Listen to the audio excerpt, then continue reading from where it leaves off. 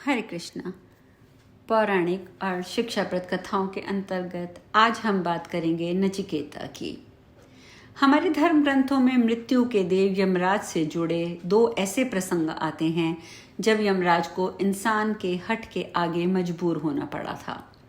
पहला प्रसंग तो सावित्री का, जो हमने अभी कल की चर्चा की, जिसमें हमने और जहां यमराज को सावित्री के हट पर मजबूर होकर सावित्री के पति सत्यवान को पुनः वापस जीवित करना पड़ा था। और जबकि दूसरा प्रसंग एक बालक नचिकेता से संबंधित है। यहाँ यमराज को एक बालक की जिद के आगे मजबूर होकर उसे मृत्यु के गूढ़ रहस्य बताने पड़े थे। तो सावित्री की बात तो हम कर चुके हैं और आज हम चर्चा करेंगे यमराज और नचिकेता से जुड़े इस प्रसंग की, जब उन दोनों के बीच में संवाद हुआ। इस प्रसंग का वर्णन हिंदू धर्म ग्रंथ कठोपनिषद में मिलता है। इसके अनुसार नचिकेता वाश्रवस उद्वालक ऋषि के पुत्र थे। एक बार उन्होंने विश्वजीत नामक ऐसा यज्ञ किया जिसमें सब कुछ दान कर दिया। दान के वक्त नचिकेता यह देखकर बेचैन हुआ कि उनके पिता स्वस्थ गायों के बजाय कमजोर और बीमार गाय दे रहे हैं। नचिकेता धार्मिक प्रवृत्ति का और बुद्धिमान था। वह तुरंत समझ गया कि मोह के कारण उसके पिता ये कार्य कर रहे हैं।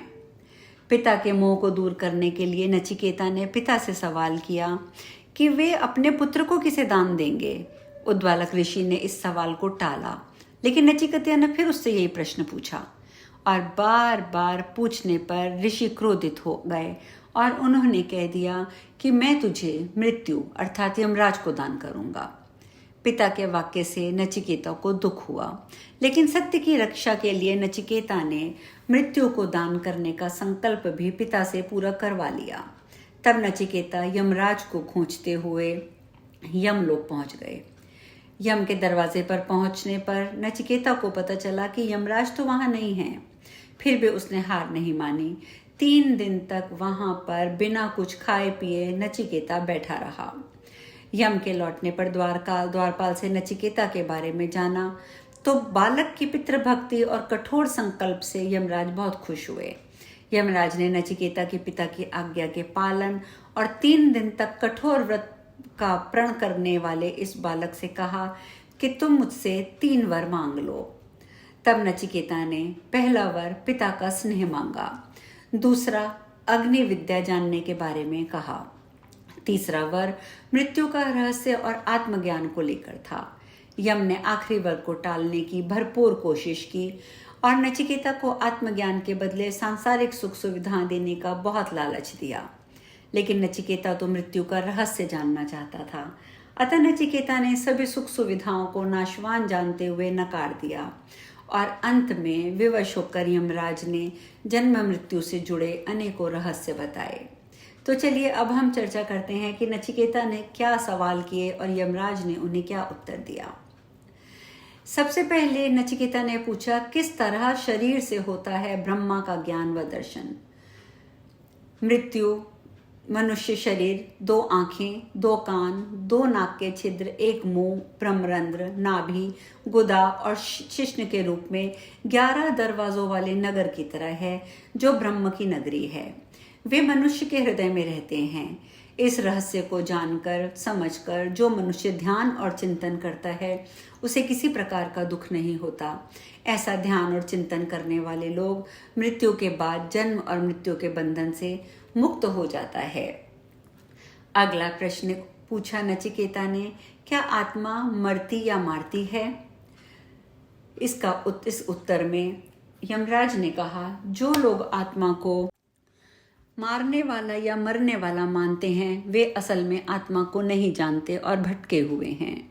उनकी बातों को नज़रअंदाज कर देना चाहिए, क्योंकि आत्मा ना तो मरती है ना ही किसी को मार सकती है। नचिकेता ने आगे पूछा, कैसे हृदय में माना जाता है कि परमात्मा का वास है। मनुष्य का हृदय परम ब्रह्म पाने का स्थान माना जाता है। यमदेव ने बताया, मनुष्य की परमात्मा को पाने का अधिकारी माना गया है। उसका हृदय अंगूठे के माप का होता है। इसीलिए उसके अनुसार ही ब्रह्म को अंगूठे के आकार का पुकारा गया है।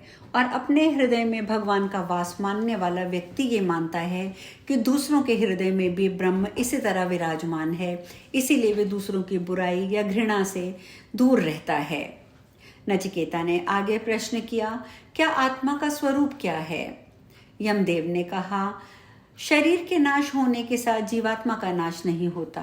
आत्मा का भोग विलास, नाशवान, अनित्य और जड़ शरीर से कोई लेना देना नहीं है। यह अनंत, अनादि और दोष रहित है। इसका कोई कारण नहीं है, ना कोई कार्य, यानी इसका न जन्म होता है ना ही ये मरती है। नचिकेता ने पुनः प्रश्न किया, यदि कोई व्यक्ति आत्मा परमात्मा के ज्ञान को नहीं जानता तो उसे कैसे फल भोगने पड़ते हैं? यमराज ने कहा, जिस तरह बारिश का पानी एक ही होता है लेकिन ऊंचे पहाड़ों पर बरसने से वह एक जगह नहीं रुकता और नीचे की ओर बहता है, उसी प्रकार के रंग रूप और गंध में बदलता है। उसी प्रकार एक ही परमात्मा से जन्म लेने वाले देव, असुर, मनुष्य भी भगवान को अलग अलग मानते हैं और अलग अलग मानकर पूजा करते हैं। बारिश के जल की तरह ही सुर असुर कई योनियों में इसी वजह से भटकते रहते हैं। नचिकेता ने पुनः पूछा, कैसा है ब्रह्म का स्वरूप और वे कहाँ और कैसे प्रकट होते हैं? यमराज ने कहा, ब्रह्मा प्राकृतिक गुणों से एकदम अलग हैं। वे स्वयं प्रकट होने वाले देवता हैं। उनका नाम वसु है। वे ही मेहमान बनकर हमारे घरों में आते हैं। यज्ञ में पवित्र अग्नि, उसमें आहुति देने वाले भी वसु देवता ही होते हैं। इसी तरह सभी मनुष्यों, श्रेष्ठ देवताओं, पितरों और आकाश और सत्य में भी वे स्थित होते हैं। जल में मछली हो या शंख, पृथ्वी पर पेड़ पौधे हो, अंकुर हो, अनाज हो, औषधि हो या पर्वतों में नदी, झरने या यज्ञ फल के तौर पर भी ब्रह्म ही प्रकट होते हैं। इस प्रकार ब्रह्म प्रत्यक्ष देव हैं। नचिकेता ने पूछा, आत्मा निकलने के बाद शरीर में क्या रह जाता है? यमराज कहते हैं, जब आत्मा शरीर से निकल जाती है तो उसके साथ प्राण और इंद्रिय ज्ञान भी निकल जाता है। मृत शरीर में बाकी क्या रहता है ये तो नजर तो कुछ नहीं आता, लेकिन वह परम ब्रह्म उस शरीर में रह जाता है जो हर चेतन और जड़ प्राणी में विद्यमान है। नचिकेता ने पुनः पूछा, मृत्यु के बाद आत्मा को क्यों और कौन सी योनियां मिलती हैं? यमराज ने कहा कि अच्छे और बुरे कर्मों और शास्त्रों, गुरु, संगति, शिक्षा और व्यापार के माध्यम से देखी सुनी बातों के आधार पर पाप पुण्य होते हैं। इनके आधार पर ही आत्मा मनुष्य का या पशु के रूप में नया जन्म प्राप्त करती है। जो लोग बहुत ज्यादा पाप करते हैं वे मनुष्य और पशुओं के अतिरिक्त अन्य योनियों में जन्म लेते हैं और अन्य योनियां जैसे पेड़, पहाड़, पौधे, तिनके, छोटे छोटे कीड़े मकोड़े आदि। नचिकेता ने कहा, क्या है आत्मज्ञान और परमात्मा का स्वरूप? यह सुनकर यमराज ने कहा, मृत्यु से जुड़े रहस्यों को जानने की शुरुआत बालक नचिकेता ने यमदेव से जब ये धर्म अधर्म से संबंध रहित कार्य कारण रूप प्रकृति, भूत और भविष्य और वर्तमान से परे परमात्मा तत्व के बारे में जिज्ञासा कर दी, तब यमदेव यानी यमराज ने नचिकेता को ओम को प्रतीक रूप में ब्रह्म का स्वरूप बताया। उन्होंने बताया कि अविनाशी प्रणव यानी ओमकार ही परमात्मा का स्वरूप है।